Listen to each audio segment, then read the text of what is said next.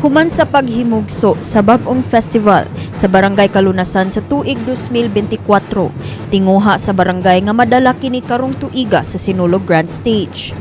Ang pag-apil sa unang higayon sa Kalunasan sa Sinulog, usa ka paagi sa ilang pagpasalamat sa kaayo ni Senior Santo Niño.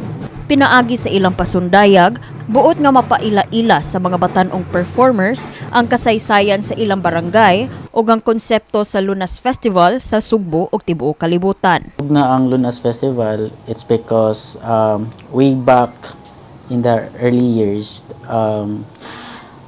Kalunasan from the word lunas,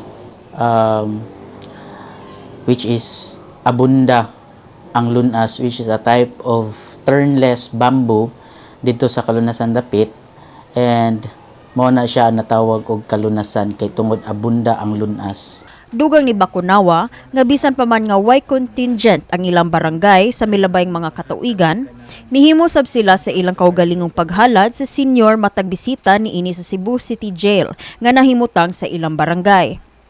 Apan mipadayag ang head choreographer sa Kalunasan Cultural Dance Troupe, Rochelle Manabat, nga dili sayo ng ilang kaagi isip mga first-time performers sa Sinulog. Ang among naagian jud sa tinud-anay is especially karang practice, karang lugar na among kapraktisan, lisod jud kaayo kay lisag asa na. Pero magpasalamat ni sa BSP and GSP kay maoy gatabang namo nga makapractice mi diring lugara ug ato sa among props sa BSP.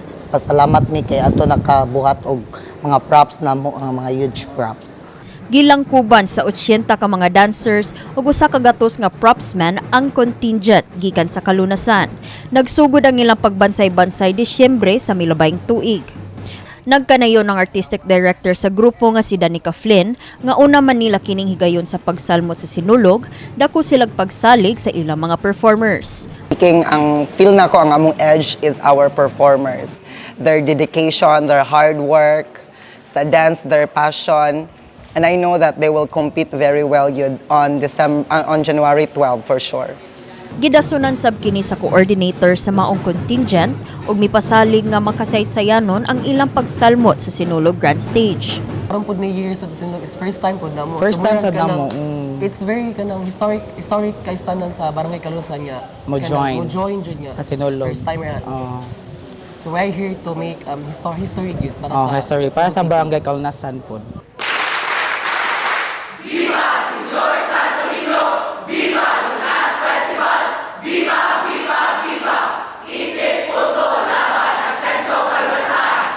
Kini si Elaiza Penaranda, alang sa Sinulog 2025 sa My TV, Cebu.